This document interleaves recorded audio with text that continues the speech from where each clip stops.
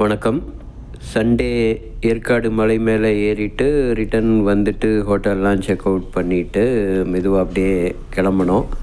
இப்போ எங்களுடைய பயணம் சேலம் சீலநாயக்கம்பட்டி பைபாஸ் கிட்டே இருக்கிற ஊத்துமலை முருகன் கோயில் பார்க்கலாங்கிறது பிளானு.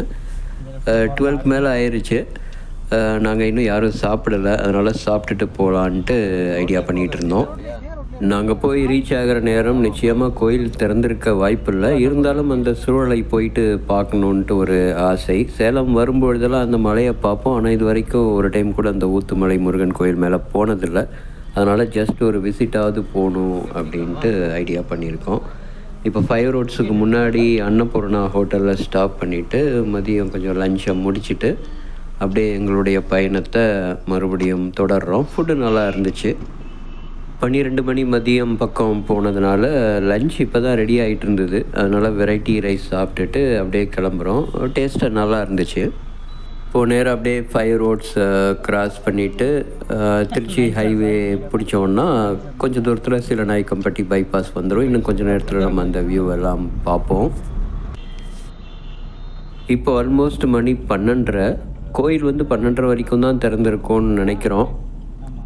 காலை நேரங்களில் 6 மணி முதல் மதியம் 12:30 வரையும், அதுக்கப்புறம் 4 மணி முதல் 8 மணி வரைக்கும் திறந்திருக்கும் போல்.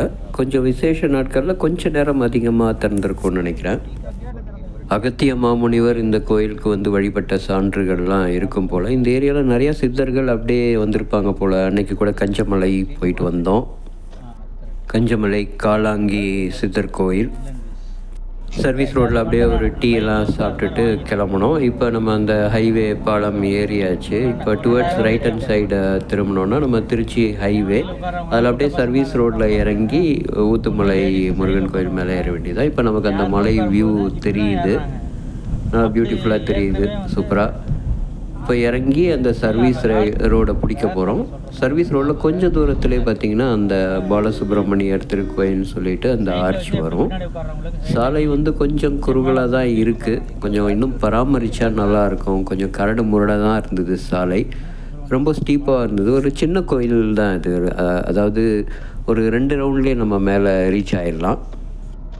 முருகனுக்கு உகந்த நாட்கள் எல்லாம் கண்டிப்பாக கூட்டம் அதிகமாக இருக்கும்னு நினைக்கிறேன். இப்போ சாலை பார்த்தாலே உங்களுக்கு தெரியுது, கொஞ்சம் கண்டிஷன் மோசமாக தான் இருக்குது. இதை கொஞ்சம் நல்லா போட்டு பராமரித்தா இங்கே வரவங்களுக்கு கொஞ்சம் ஹெல்ப்ஃபுல்லாக இருக்கும். மதியம் 12:30க்கு மேலே ஆனதுனால நல்ல வெயில். அந்த தாக்கத்தை உங்களால் உணர முடியும்னு நினைக்கிறேன். இந்த வீடியோவை பார்த்தாலே தெரியுது. இன்னும் ஒரு 2 டேர்னிங்கில் நம்ம அந்த கோயில் மேலே ரீச் ஆயிடுவோம். அங்கே காரு வேனெல்லாம் நிறுத்துறதுக்கு நல்ல ஸ்பேஷியஸாக இடம் இருந்தது. நல்ல காத்தோட்டமாக அருமையாக இருந்தது அந்த சூழ்நிலை.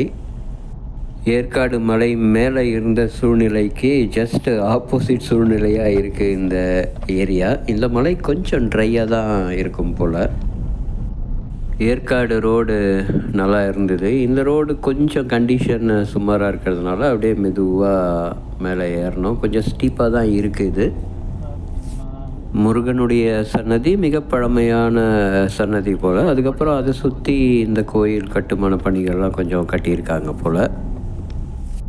இன்னும் கொஞ்சம் நேரத்தில் நம்ம மேலே ரீச் ஆயிடுவோம். இந்த கார்லாம் நிறுத்துகிற இடத்துக்கு மேலே திருப்பி கொஞ்சம் நடந்து போகிற மாதிரி பாதை இருக்குது. அங்கே மேலே ஒரு பெருமாள் கோயில் இருக்கிறதா நண்பர் சொன்னார். அதே மாதிரி கபில முனிவருடைய குகையெல்லாம் இருக்கும் போல் இந்த மலையில்.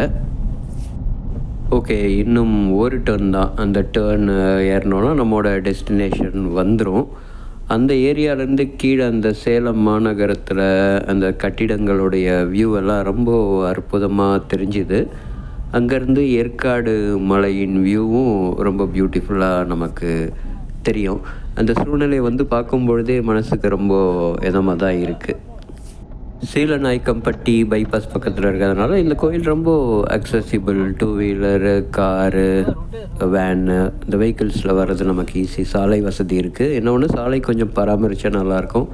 இப்போ பார்க்குறீங்க இந்த ஏரியா எவ்வளோ ஸ்பேஷியஸாக இருக்குது. அப்படியே மேலே ஏறி நம்ம இப்போ நம்முடைய காரை நிறுத்திட்டு ஜஸ்ட் பை வாக் இப்போ மேலே அங்கே நம்ம அந்த கட்டடம் பார்க்குறோம் இல்லைங்களா, படிக்கட்டு, அதில் ஏறி உள்ளே போனோம். அங்கே தான் முருகன் சன்னதியெல்லாம் இருக்குது. கீழே போய் விசாரிக்கும் போதே சொன்னாங்க பூட்டிட்டாங்க அப்படின்னு சொல்லிட்டு. சரி உள்ளே போய் பார்ப்போம் அப்படின்ட்டு கார் நிறுத்திட்டு மேலே போனோம். இன்றைக்கி கண்டிப்பாக இந்த சன்னதிக்கு வந்து பார்த்துட்டு போகணும் அப்படிங்கிறது ஒரு குறிக்கோளாக இருந்தது. இன்னொரு சந்தர்ப்பம் அமையும் பொழுது கோயில் திறந்திருக்கும் நேரமாக வந்து பார்க்கணுன்னு தோணுது. மேலே ஏறி போனோம். சன்னதி பூட்டி இருக்குது. நம்ம ஏறி வந்து படிக்கட்டு கேட்டும் பூட்ட போகிறாங்க. நல்ல வேளை அதுக்கு முன்னாடி இங்கே மேலே வந்து பார்த்துட்டோம். இப்போ இந்த கோயில் சுற்றி இருக்கிற அந்த சூழலை நம்ம பார்க்குறோம். ரொம்ப அருமையாக இருந்துச்சு. குடும்பத்துடன் வந்து முருகனை தரிசிச்சுட்டு மனசுக்கு அமைதியாக இருக்கக்கூடிய ஒரு சூழ்நிலை இது. ஊத்துமலை முருகன் கோயிலிருந்து கீழே தெரிகிற ஏரியா பார்க்குறோம். சேலம். தூரத்தில் ஏற்காடு மலை. இந்த ஏரியாவை இன்றைக்கி சிறப்பாக பார்த்து முடிச்சுட்டு எங்களுடைய வீட்டிற்கு ரிட்டர்ன் ஆகும் பயணத்தை தொடர்ந்தோம். நன்றி, வணக்கம்.